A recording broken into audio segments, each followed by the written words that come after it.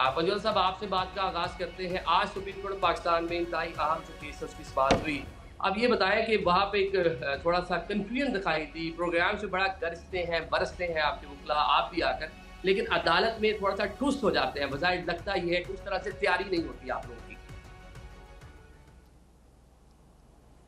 बहुत शुक्रिया, बड़ी नवाजिश आपने मौका दिया जी। देखें, आज की समात के हवाले से अगर मैं बात करूँ ना, जो वहाँ पर सवालात रखे गए या जो बातें वहाँ पर डिस्कस हो रही थी, उसका मैं थोड़ा सा आपको बताऊँ कि एक तो ये बात की जा रही थी कि शायद पाकिस्तान तहरीक इंसाफ जो है वो बतौर पाकिस्तान तहरीक इंसाफ के तौर पर उम्मीदवार जो हैं वो नहीं गए, और उन्होंने वो जो अपने टिकट्स थे वो एज ए PTI कैंडिडेट्स जमा नहीं करवाए। ये गलत बात है। पहली बात तो ये है कि पाकिस्तान तहरीक इंसाफ के साथ जो किया गया, जैसे पेपर्स छीने गए, जैसे सारा माहौल बनाया गया था, वो सारी दुनिया ने देखा।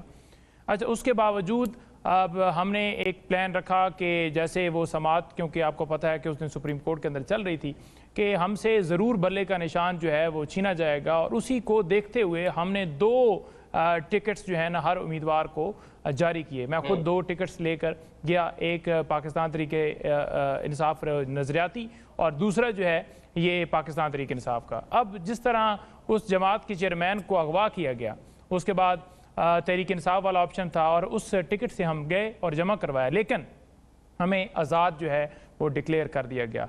अब देखें, आज भी सुप्रीम कोर्ट के अंदर ये रिमार्क्स दिए गए कि ये इलेक्शन कमीशन ने जो इंटरप्रिटेशन की है कि ये जो उम्मीदवार थे इनको आज़ाद किया जाए, जो सुप्रीम कोर्ट का फैसला था, उस फैसले की गलत इंटरप्रिटेशन के ऊपर जो आज काजी फायज़ ईसा साहब कह रहे थे कि हम उसके हवाले से अगर उसकी गलत तशरीह की गई है तो हम क्या करें, तो ये आपके सामने वाज़ह नज़र चीज़ आ रही है। करना क्या है, आर्टिकल 6 लगाएं उसके ऊपर, इलेक्शन कमीशन के ऊपर, और उसे कहें कि आपने जिस तरह खिलवाड़ किया है इस मुल्क के साथ, इस अवाम के साथ, उनके वोटों के साथ, और जो आज सूरत हाल बनी हुई है कि 78 सीटें जो हैं उसके ऊपर मसला जो है सुप्रीम कोर्ट के अंदर चल रहा है, और ये स्टिल इस वजह से चल रहा है क्योंकि इसके अंदर इलेक्शन कमीशन की बदनीति थी और उसकी इंटरप्रिटेशन जानबूझकर गलत की गई। क्योंकि आपने देखा कि जिस तरह का कंडक्ट इलेक्शन कमीशन का पूरे इस दौर के अंदर रहा है, चाहे खान साहब की डिस्क्वालिफिकेशन वाला मामला हो, चाहे निशान छीने के हवाले से मामला हो, चाहे पेशावर हाई कोर्ट ने बल्ले का निशान हमें दिया हो और उस फैसले के ऊपर ना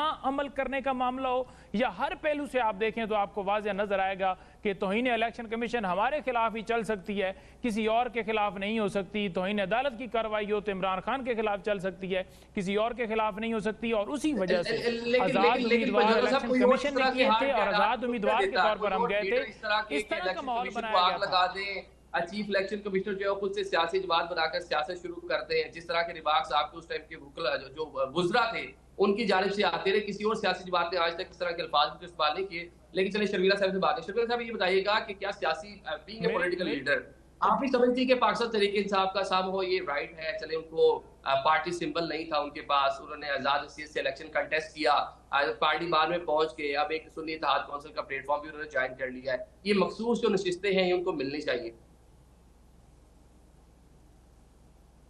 जी शुक्रिया आदिल साहब। देखिए, मेरे समझने या चाहने या ना चाहने से तो ये मुल्क नहीं चलता, या कानून नहीं बनते, या फैसले नहीं होंगे इस मुल्क के अंदर। जो आइन कहता है, जो कानून कहता है, जो इलेक्शन एक्ट कहता है वही होगा।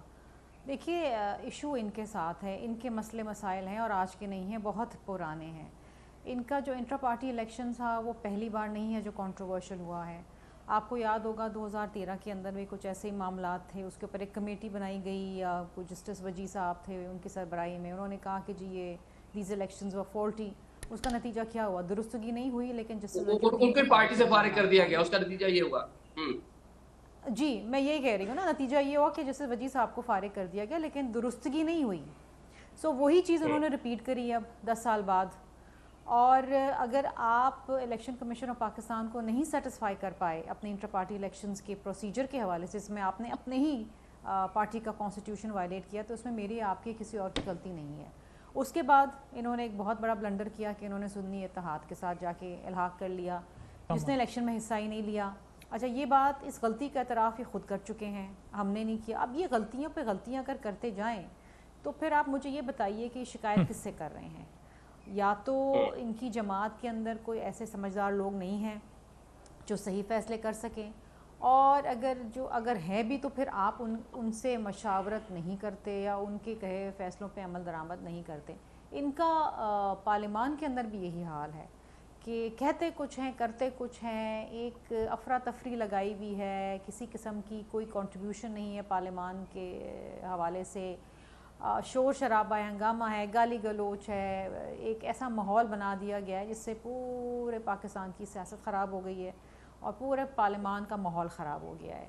اب ایشو یہ ہے کہ دیکھیے اب یہ مقدمہ تو چلا گیا سپریم کورٹ آف پاکستان میں, فیصلہ تو وہیں ہونا ہے, کیا قانون کہتا ہے کیا نہیں کہتا. ماضی میں شاید ایسا کوئی پریسیڈنٹ ہوا نہیں ہے. اب اس کے اوپر سپریم کورٹ جو ہے مجھے یہ لگتا ہے کہ اپنی تشریح کر دے گی, جو بھی فیصلہ ہوگا خدا کرے آئین اور قانون کی اس میں بالادستی ہو.